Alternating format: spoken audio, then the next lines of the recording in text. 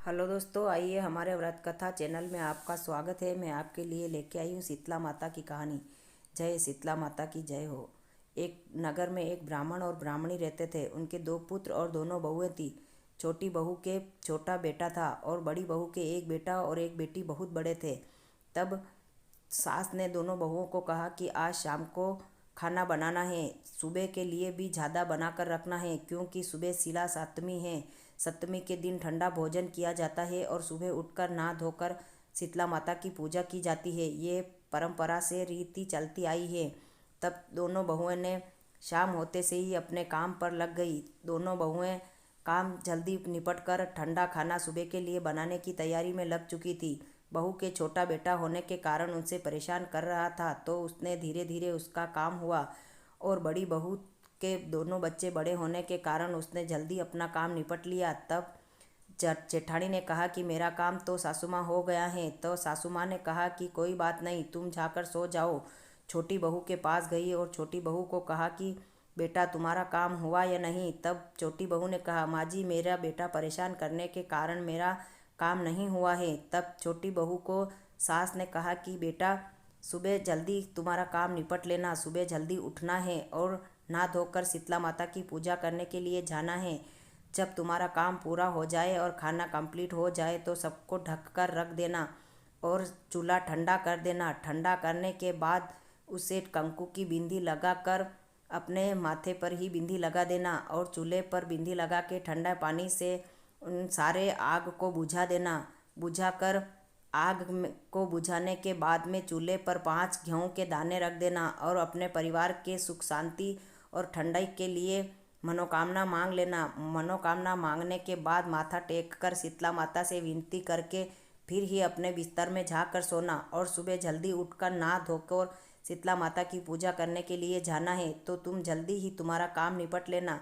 ये सारी बातें कहकर सासू अपने कमरे में जाकर सो गई। तब छोटी बहू ने अपना काम निपटने की कोशिश की, लेकिन उसके बच्चे के रोने के कारण वो उसको बच्चे को सुलाने के लिए चली गई। जब तक चूल्हा जल ही रहा था तो छोटी बहू ने सोचा कि मैं आकर फिर ये सारा ढक कर तो मैं जा रही हूँ, लेकिन चूल्हा ठंडा और अपनी विनती सब सारा काम निपट बाद में निपट लूँगा। पहले बच्चे को सुला दूँ। बच्चे को सुलाने के लिए छोटी बहू अपने कमरे में गई तो थकान के कारण उसे भी थोड़ी नींद आ गई। तब जब तक उसकी नींद खुली तो सवेरा हो चुका था। तब छोटी बहू ने जाकर अपने रसोई में जाकर देखा तो चूल्हा तो भलभला हुआ जल रहा था। तब छोटी बहू घबराती हुई सास के पास गई और सास को कहा कि माँ, मैं तो भूल गई हूँ।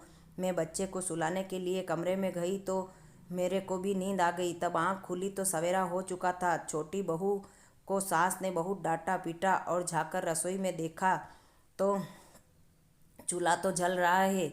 माँ से माफ़ी मांगकर वो सास पूजा के लिए निकल गई। तो सासू माँ ने छोटी बहू को कहा कि तुम्हारे बेटे को जगा के ससुर जी के पास छोड़ आना।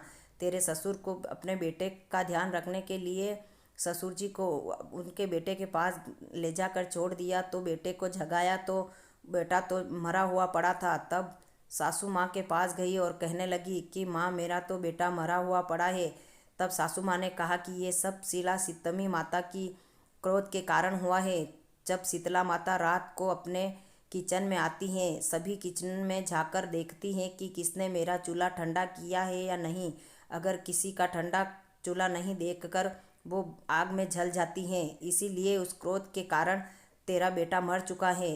तो सास ने उसे धीरज बंधाते हुए कहा कि कोई बात नहीं, माँ ने क्रोध किया है, लेकिन माँ कभी बच्चे का बुरा नहीं करती है। तुम्हारे बच्चे को मरे हुए लेकर गोद में लेकर माता शीतला के दरबार में जाओ। माता शीतला तुमको क्षमा जरूर करेगा। तब तो सासू और बहू की बात सुनकर जेठानी भी दौड़ आई। जेठानी ने आवाज़ जोर जोर से लगाई और पाड़ पड़ोसी सभी दौड़ कर आ गए और सभी पाड़ पड़ोसी कहने लगे कि ये हत्यारन है, इनके बेटे को इसने मार दिया है और सास इनका पर्दा ढाक रही है, ये हत्यारी है, इसको बाहर निकालो। तब सारी औरतें पड़ोस की चिल्लाने लगी और उसे धक्का मार मार के बाहर कर दिया। उसने अपने मरे हुए बेटे को टोकरे में उठाकर उसी जंगल में निकल पड़ी। जंगल में जाते जाते बहुत दूर तक चली गई। तब तक वहाँ पर कोई उसे दिखाई नहीं दिया। तब एक तलावड़ी थी दोनों पास पास में। उसने तलावड़ी की किनार पर जाकर बैठ गई और थोड़ा सा कंठ सूखने के कारण पानी पीने लगी। तब उस तलावड़ी ने कहा, ए बहन, तू पापणी है, हत्यारनी है, मेरी तलावड़ी का पानी मत पी, मेरा पानी अपवित्र हो जाएगा। तब वो रोती हुई वहाँ से गई। आगे गई तो एक पेड़ के नीचे छाया में बैठने लगी। तब पेड़ में से आवाज़ आई, ए बहन, तू यहाँ से उठ, तू पापनी है, हत्यारनी है, तेरे पापों का छाया मेरे पेड़ पर पड़ जाएगी तो मेरे पत्ते सारे सूख जाएंगे, मेरा हरा भरा पेड़ सूख जाएगा। तू यहाँ से उठ, तेरा पाप मुझे चढ़ जाएगा। वहाँ से रोती हुई आगे गई तो एक गौ माता खड़ी थी। गौ माता के पास जाकर उसने अपने बेटे को सुलाकर दूध निकालने लगी कि मेरे मरे हुए बेटे के नाम का दूध किसी को पिला दूं। तो गाय के पास में जैसे ही गई तो गाय के थन में से खून गिरने लगे। तब गाय माता कहने लगी, हे पापनी हत्यारनी, मेरे तो थन में से पवित्र दूध निकलता है जो सबको पवित्र करता है। तूने तो मेरे थन को हाथ लगाकर खून की धारा बहने लगी है, तू पापनी है, हत्यारनी है। वहाँ से भी धुलकार दिया तो वहाँ से आगे रोती हुई गई। आगे जाकर कहीं पहाड़ पर चढ़ गई। पहाड़ पर चढ़ते हुए देखा तो यहीं इधर उधर कोई नहीं दिखाई दिया। तो जोरों से आवाज़ आने लगी, मैं जल रही हूँ, मैं जल रही हूँ। तो इधर उधर देखा कि कौन है, कौन जल रहा है। मेरी भी तो आंत बहुत जल रही है, मैं भी मेरे बेटे के विलाप में बहुत जल रही हूँ। ये तो मेरी ही बहन है, कौन है, इसके पास जाती हूँ तो मेरा भी दुख कम हो जाएगा। ऐसा सोचकर छोटी बहू उनके पास जाने लगी तो एक टीमरी का उसे पेड़ दिखा। उस टीमरी के पेड़ के नीचे शीतला माता और सीली माता दोनों बैठी थी। तब सीली माता और शीतला माता दोनों के शरीर पर फड़फोले हुए हुए बैठी थी। तब उसने झाँकर उनके पाँव में बेटे को डाल दिया और उनके पाँव में झाँकर पड़ गई और उनके पैर दबाने लगी। तब सीली और शीतला बोली, हे हत्यारनी पापणी, तू कौन है? तेरे हाथ मेरे पैर कर लगते ही मेरे छाले सब कम हो गए हैं। ये तू कौन है? जादूगरनी है? तब उसने कहा, नहीं माँ, मैं जादूगरनी नहीं हूँ, मेरी गलती के कारण शीतला माता ने मुझे सजा दी है। तुम भी मेरे माँ जैसी हो, मुझे इसका कोई उपाय बताओ। तो उसने शीतला माता और सीली माता ने कहा कि मेरे माथे में बहुत जुएँ पड़ रही है, अगर तुम मेरी जुएँ निकालती हो तो तुम्हें कोई लाभ मिल जाएगा। तब उसने कहा, मैं तो पापणी हूँ, हत्यारनी हूँ, मुझे ऐसे सब कहकर धुलकार दिया। मैं किसी के यहाँ बैठने लायक नहीं हूँ, मेरे कहीं जाने की जगह नहीं है, मुझे ससुराल वालों ने भी बाहर निकाल दिया है। तो उनके दोनों के माथे में जुएँ निकालने लगी। जुएँ निकालते निकालते दिन अस्त हो गया। जब दिन अस्त हुआ तब उनकी माथे में ठंडक पड़ चुकी थी। तब उसने कहा कि मेरे माथे की शीतलता तुम्हारा कोई मांगती है, तुम क्या मांगना चाहती हो, मांगो। तब उसने कहा, मुझे कुछ नहीं चाहिए, मेरा बेटा जीवित चाहिए। तुम कौन हो माँ, मुझे माफ़ करो। तब उसने अपना रूप दिखाया और कहा कि मैं सीली और शीतला दोनों हैं। तेरी गलती के कारण हमें क्रोध आया है और हमने तेरे बेटे को मृत्यु के घाट उतार दिया, पर तुमने मेरे माथे की जुएँ निकाल कर मेरे शरीर पर फड़फोले थे जो सारे तुमने अपने हाथों से अपने पैरों और शरीर को दबाते हुए मालिश करते हुए सारे फड़फोले गायब हो गए हैं। इसी कारण तुम ये ठंडा पानी पियो, तुम्हारे शरीर में भी और तुम्हारे कलेजे में भी ठंडक होगी। तब उसने कहा, मेरा मरा हुआ बेटा मेरी गोदी में है, मैं पानी कैसे पी सकती हूँ माँ। तब उसने कहा कि तेरा बेटा देखो, वहाँ घुटने के बल आ रहा है। तो बेटा घुटने के बल माँ की गोदी में आता हुआ उसी छोटी बहू को दिखाई दिया। तो छोटी बहू ने झपट के अपने बेटे को ले लिया और गोदी में उठाकर अपने कलेजे को लगा लिया और माता के चरण में गिर गई और कहा कि माँ, जीवन भर तुम्हारी पूजा करूँगा और जब तक जीवित रहूँगा, जब तक तेरी शिला सप्तमी की पूजा करूँगा, और कहीं भी कुछ भी हो जाए तो तेरा चूल्हा ठंडा करने के पहले नहीं सोऊंगा और मैं ठंडा ही भोजन करूँगी। तुम मेरे औलाद की रक्षा करना। तब माँ ने अपने बेटे को उठाकर गोदी में ले लिया और माता की गोदी में डाल दिया। तब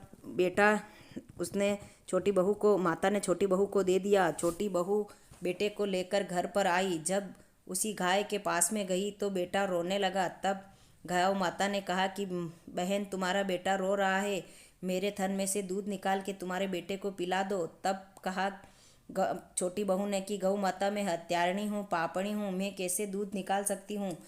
तो गौ माता ने कहा, नहीं बहन, तुम्हें क्रोध के कारण ये सब कह दिया। तुम मेरे थन के हाथ लगाते से ही खून की धारा बहने लगी थी, तो ये सब क्रोध के कारण मैंने तुम्हें कहा है। मुझे माफ़ करो और तुम्हारे बेटे को दूध पिला दो। तब गाय का दूध निकाल कर छोटी बहू ने अपने बेटे को पिला दिया। बेटा अमर हो गया और वहाँ से आगे गई तो उस पेड़ के नीचे जाकर बैठ गई। पेड़ की डालियों में से आवाज़ आने लगी कि बहन, तुम मेरी छायाओं में बैठ जाओ। जब से तुम गई हो, जब से मेरी छायाओं में कोई भी आकर नहीं बैठा है। तब छोटी बहू ने कहा, मैं पापनी हूँ, हत्यारनी हूँ, मैं नहीं बैठूंगी। तब पत्तियों पत्तियों में आवाज़ आई कि बहन, तुम बैठ जाओ, हमने क्रोध के कारण तुम्हें कहा है, हमें माफ़ करो। छाया में बैठकर छोटी बहू आगे को चल पड़ी। आगे गई तो तड़ावली में पानी पीने के लिए तड़ावली में से आवाज़ आई कि बहन, तुम हमारा पानी पी लो। तेरे जाने के कारण हम जब से उसने पानी नहीं पिया है। तब छोटी बहू ने कहा, नहीं, मैं पापड़ी हूँ, हत्यारनी हूँ, मैं नहीं पीऊँगी। तब तड़ावड़ी ने कहा कि नहीं बहन, वो मैंने क्रोध के कारण कह दिया है, मुझे माफ़ करो और तुम पानी पी लो। छोटी बहू ने वहीं से पानी पीकर घर की ओर लौट गई। तब सासू माँ ने आरती उतारी और उसे घर में लेने के लिए अपने बहुत गाजे वाजे मंगवाए और विधि विधान से सभी पड़ोसियों की औरतें आई और उसे माफ़ी मांगने लगी कि बहन, हमने तो ऐसा सोचा था कि तुमने मार दिया है। ये सब श्री शीतला माता की कृपा है जो तुम्हारा बेटा जीवित हो गया है। अब तेरे साथ साथ हम सभी औरतें शीतला माता की पूजा करेंगे और पूजा अर्चना करके ठंडा ही भोजन खाएंगे और चूल्हे को ठंडे किए बिना नहीं सोएंगे। जय हो शीतला माता। जैसी छोटी बहू की परीक्षा ली, जैसी किसी की मत लेना, और जैसे पड़ोसियों को मत्ती दी उसे बाहर निकालने की, जैसे किसी की मत देना, और उसके पुत्र को अमर वरदान दिया जैसा सभी को देना। जय शीतला माता, जय शीतला माता।